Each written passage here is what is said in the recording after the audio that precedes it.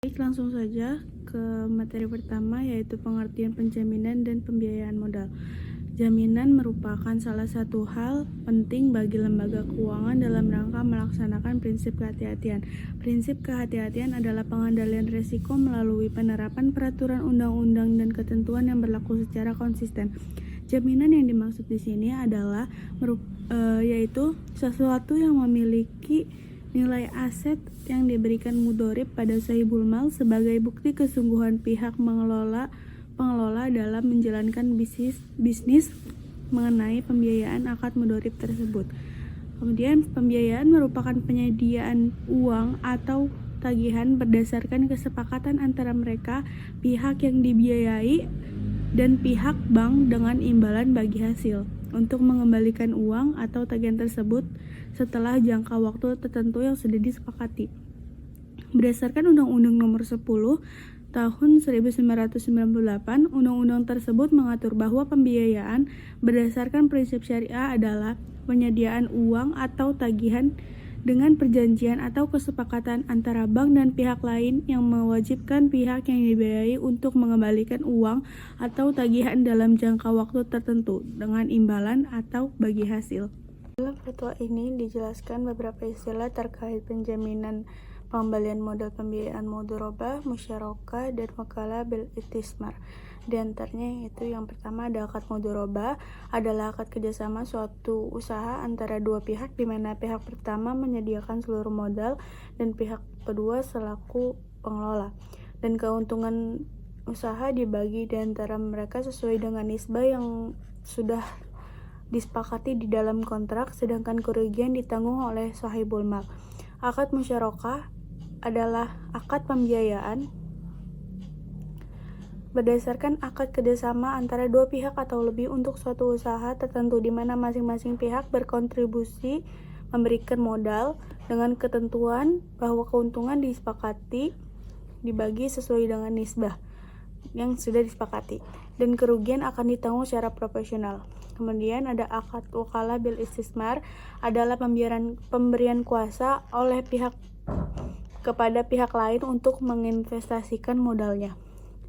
Kemudian penjaminan pengembalian modal adalah penjaminan dari mudhorib atau syarik atau wakalah bil istismar untuk mengembalikan modal secara penuh kepada sahibul mal.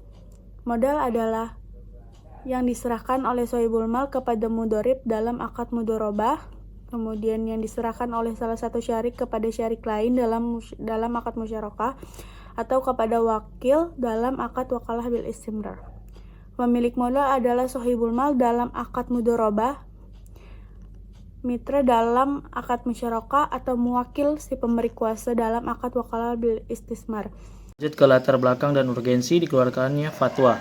Nah, fatwa DSN MUI nomor 105 /DSN MUI /10/2016 dikeluarkan oleh Dewan Syariah Nasional Majelis Ulama Indonesia atau DSN MUI sebagai tanggapan atas kebutuhan yang muncul dari lembaga keuangan syariah ini yang disebut 3 LKS terkait kepastian hukum dalam praktik penjaminan pengembalian modal pada akad mudharabah, musyarakah, dan wakalah bil istismar. Nah, dalam praktik keuangan syariah, akad-akad tersebut kerap digunakan dalam pembiayaan dan investasi yang berbasis kemitraan antara pemilik modal dan pengelola modal. Nah, namun terdapat kebingungan hukum karena belum ada fatwa yang secara eksplisit mengatur mengenai penjaminan modal apabila terjadi kerugian usaha. Nah, ketidakhadiran pengaturan ini bisa menyebabkan munculnya praktik yang bertentangan dengan prinsip dasar syariah, seperti mewajibkan pengelola menjamin pengembalian modal yang justru menjadikan akad mudharabah atau musyarakah menyerupai akad pinjaman berbunga. Nah, DSN MUI dalam kondiran menimbang menjelaskan bahwa urgensi penerbitan fatwa ini didasarkan pada 2 poin. Yang pertama itu LKS membutuhkan kejelasan ketentuan hukum terkait penjaminan pengembalian modal, dan yang kedua belum adanya pengaturan tentang hal ini dalam fatwa sebelumnya karena fatwa ini menjadi penting untuk memberikan pedoman yang sahih seragam bagi pelaku industri keuangan syariah di Indonesia. Nah, kita lanjut ke dasar-dasar hukum, yaitu ada Al-Quran dan hadis. atau kaidah fikih. Nah, yang pertama ada surat An-Nisa surat 4 ayat 29 yang berbunyi ya ayyuhallazina amanu la ta'kulu amwalakum bainakum bil batili illa an takunna tijaratan antara zlim minkum wala taqtulu anfusakum innallaha kana bikum rahima. Nah, yang artinya hai orang-orang yang beriman, janganlah kamu saling memakan harta sesamamu dengan jalan yang batil kecuali dengan jalan perniagaan yang berlaku dengan suka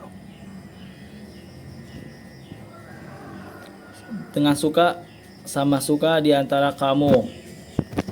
Nah, ayat ini menegaskan prinsip keadilan dan kerelaan dalam transaksi keuangan. Nah, kita lanjut ke hadis atau ini. Hadis pertama yaitu adalah al-minu la yadmanu ila bita ta'di aw at-trid. Yang artinya orang-orang yang memegang amanah tidak menanggung kerugian kecuali jika ia melakukan pelanggaran atau kelalaian. Nah, kaidah ini bersumber dari kitab Al-Bar Al-Ra'iq dan menjadi prinsip fundamental dalam transaksi berbasis amanah. Dalam akad ini, mudharabah, pengelola mudharib, mitra usaha atau syarik atau penerima kuasa atau wakil diposisikan sebagai pihak yang memegang amanah bukan debitur. Oleh sebab itu, membebani mereka dengan syarat penjaminan pengembalian modal akan mengubah karakteristik akad dari yang bersifat kemitraan dan amanah menjadi akad pinjaman qard yang bersifat mengikat secara finansial. Nah, lanjut ke hadis atau kaidah fikih yang kedua, yaitu izha iktarona bi al aqdi sartun yunafi muqdahu fa'al aqdu batilun. Nah, jika dalam suatu akad disertakan syarat yang bertentangan dengan esensi akad, maka akadnya batal. Nah, kaidah ini menunjukkan pentingnya menjaga orisinalitas dan keaslian karakter hukum dalam suatu akad. Apabila akad mudharabah disisipkan syarat bahwa pengelola harus menjamin pengembalian modal, maka syarat tidak hanya merusak substansi akad, tetapi juga dapat menyebabkan seluruh akad menjadi fasid atau rusak. Nah, dan menjadi tidak sah secara hukum syariah. Nah, hal ini menunjukkan bahwa validitas suatu akad tidak hanya ditentukan oleh bentuk lahirnya, tetapi juga diisi dan syarat-syarat yang melekat padanya. Baik, selanjutnya saya akan menjelaskan pandangan pendapat ulama dan lembaga fatwa terkait penjaminan pengembalian pembiayaan modal. Yang pertama itu ada Ibnu Qudamah. Beliau menyatakan bahwa jika pemilik modal mensyaratkan kepada mudharib untuk menanggung kerugian, maka syaratnya itu batal tetapi akadnya tetap sah karena syarat tersebut tidak merusak tujuan utama akad yaitu keuntungan sehingga tidak membatalkan akad. Beliau membagi syarat tidak sah dalam 3 kategori. Yang pertama, syarat yang meniadakan tujuan akad, kan contohnya pengelola dilarang mengambil keuntungan. Terus yang kedua, syarat yang membuat keuntungan tidak diketahui, contohnya keuntungan itu dibagi di akhir gitu. Jadi di awal itu belum ada ketentuan jelas pembagian keuntungannya berapa. Untuk yang ketiga itu ada syarat yang tidak sesuai maslahat atau tuntunan akad. Lalu penjelasan juga dari ulama Qadi Abdul Wahab, beliau menjelaskan jadi akad mudharabah itu merupakan akad yang dibangun atas kepercayaan. Jadi untuk pengelola dan juga pemilik modal itu sama-sama berdasarkan asas kepercayaan. Jadi mereka saling percaya karena adanya kemitraan gitu. Terus habis itu hubungan antara pemilik modal dan pengelola modal dilandasi oleh kepercayaan di mana mudharib tidak menanggung kerugian selama ia tidak melakukan kelalaian, kecurangan atau pelanggaran terhadap kesepakatan. Lalu Qadi Abdul Wahab berpendapat bahwa apabila dalam akad mudharabah disyaratkan adanya doman, jaminan kerugian atau penjaminan pengembalian modal oleh mudharib, maka syarat tersebut secara substansial tuh tidak sah. Jadi kalau misalkan Ibnu Qodamah kan tadi bilang kalau misalkan syaratnya nggak sah tapi akad utamanya tetap sah karena dia nggak ada syarat yang melanggar untuk tujuan inti akad. Kalau misalkan Qadhi Abdul Wahab bilang kalau misalkan syaratnya aja udah nggak benar, maka akad itu udah juga nggak benar, nggak sah gitu. Selanjutnya ada pendapat dari Asy-Syaukani tentang alasan kebolehan menjamin modal atas inisiatif sendiri. Jadi beliau berpendapat nih, karena mereka para mudharib telah memilih hal tersebut menjamin modal dengan sukarela dan kerelaan di antara mereka menjadi alasan penghalalan harta hamba. Jadi udah dinotis tanda kutip sukarela dan kerelaan. Jadi kalau misalkan mudharib inisiatif ataupun sukarela, oh saya setuju dengan adanya syarat penjaminan modal ataupun penjaminan pengembalian modal, maka secara substansi itu sahnya akadnya itu sah karena sah secara syariat karena adanya inisiatif ataupun kerelaan dari mudharib ataupun setuju dari dua belah pihak gitu. Selanjutnya ada pendapat dari standar syariah AAOIV. Jadi AAOIV ini merupakan Accounting Auditing Organization for Islamic Institution. Bilang yang pertama itu akad-akad investasi seperti musyarakah, mudharabah ataupun hal-hal yang lainnya yang berhubungan antara mitra dengan mitra ataupun pihak dengan pihak itu dibangun atas asas kepercayaan.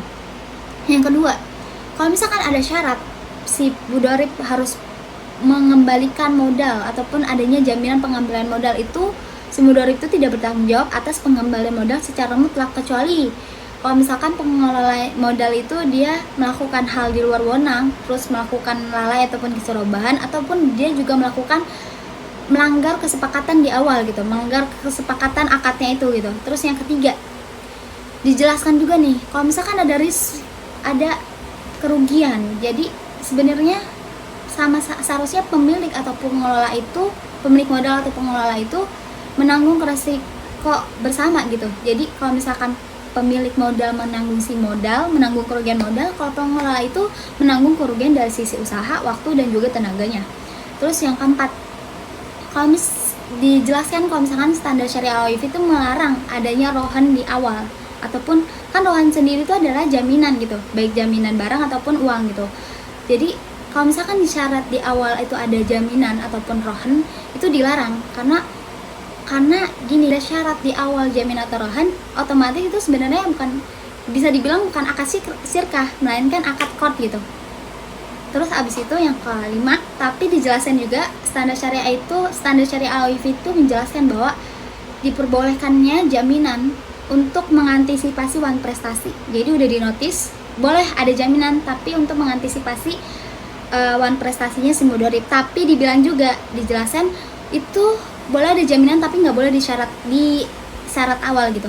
Jadi jaminan itu diperbolehkan kalau misalkan memang si mudharibnya melanggar amanah, melanggar wewenang ataupun melanggar kesepakatan, ataupun si mudharibnya melakukan kelalaian ataupun kecerobohan. Jadi intinya digunakan hanya jika amanah dilanggar sebagai bentuk perlindungan hak shahib amal.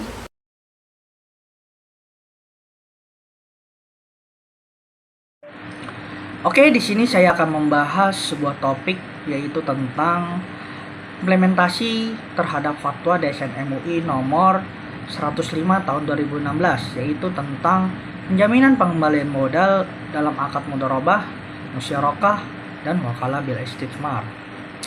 Oke, sebelum kita masuk ke materi, ada sebuah pertanyaan yang menjadi permasalahan di fatwa ini, yaitu apakah lembaga keuangan syariah itu benar-benar berjalan sesuai prinsip syariah, atau apakah masih ada celah di mana praktik mereka justru mendekati sistem riba, yang mana kita pelaku ekonomi syariah itu kita hindari riba ini ya.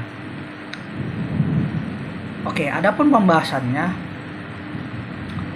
bayangkan jika akad syariah yang mana seharusnya berbasis amanah justru itu dipaksa menjamin modal seperti sistem konvensional. Apakah itu masih sesuai dengan maqasid syariah? Oke, kita masuk ke pembahasannya.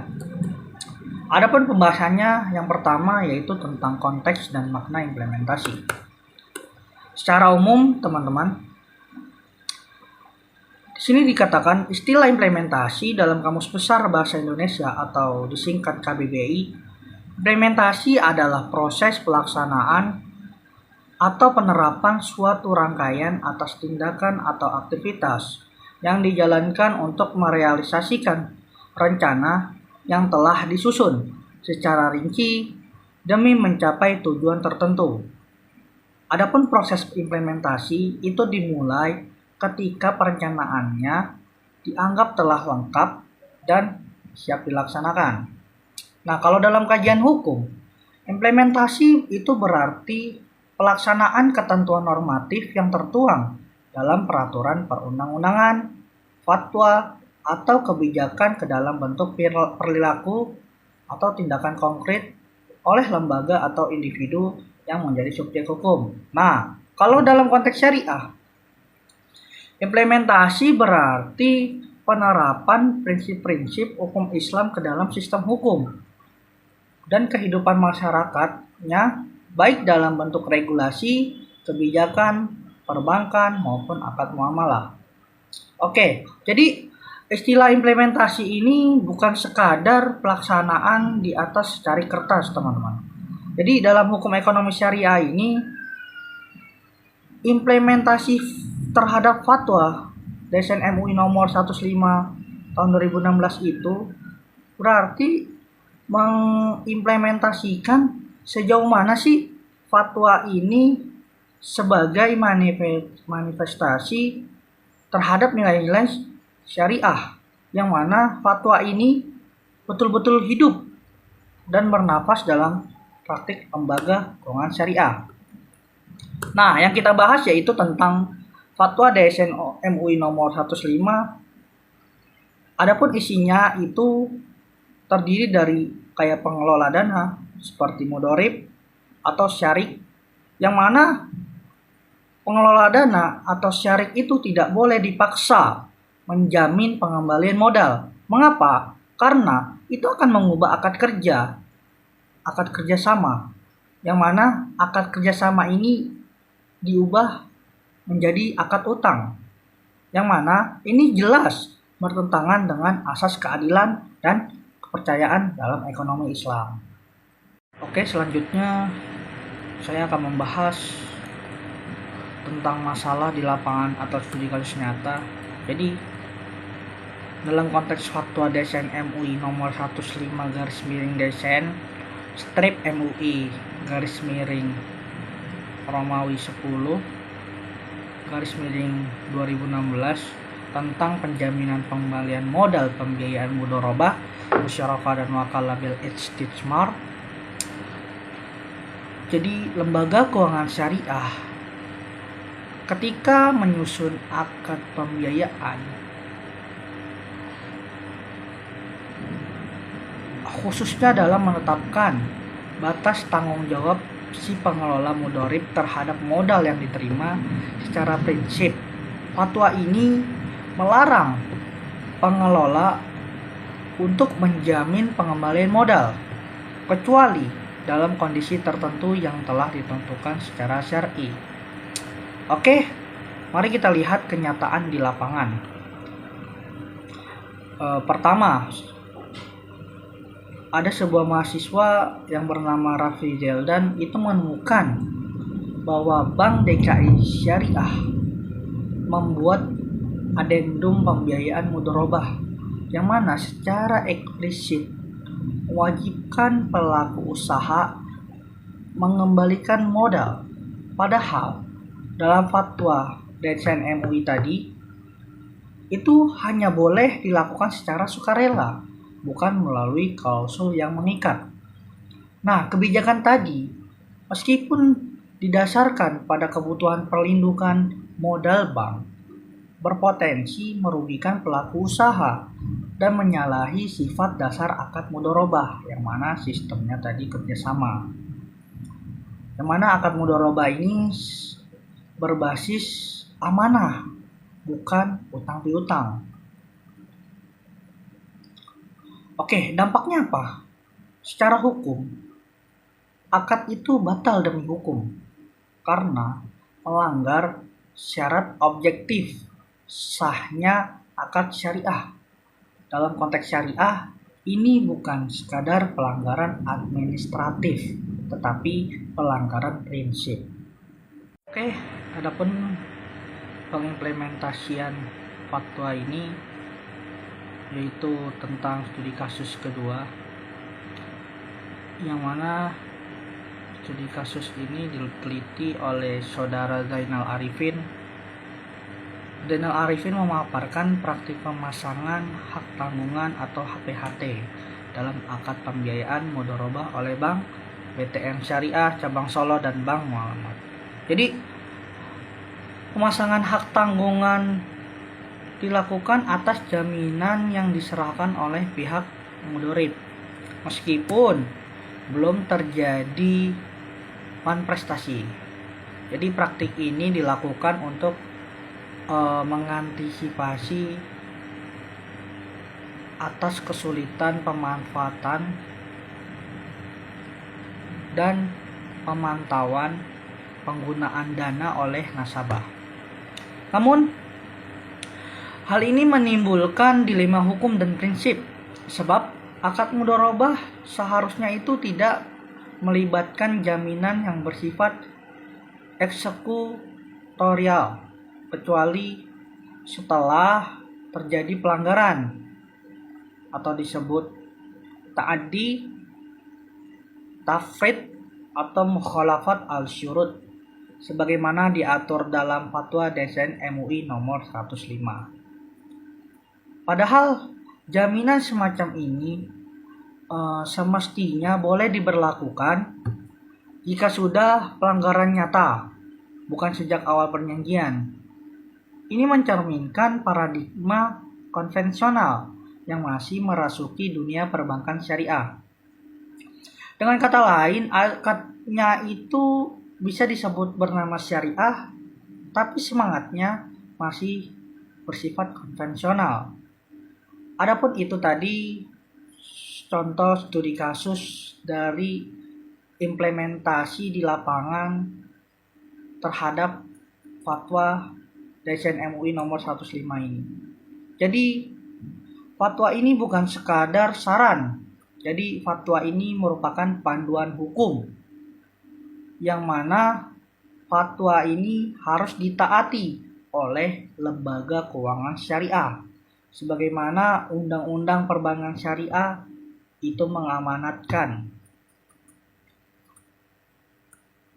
Oke, jadi jika sistem keuangan syariah kehilangan ruh keamanahan dan digantikan oleh sistem jaminan ala konvensional, bukankah itu mengkhianati semangat Islam dalam bermuamalah? Sudah saatnya kita suarakan syariah bukan hanya label, tapi sistem yang adil, manusiawi, dan bertanggung jawab. Mari jadi bagian dari perubahan, tinggalkan sistem yang hanya ganti baju tapi masih berpola lama. Bangun ekonomi yang jujur, adil, dan sesuai dengan fitrah. Oke, itu mungkin pembahasan dari saya.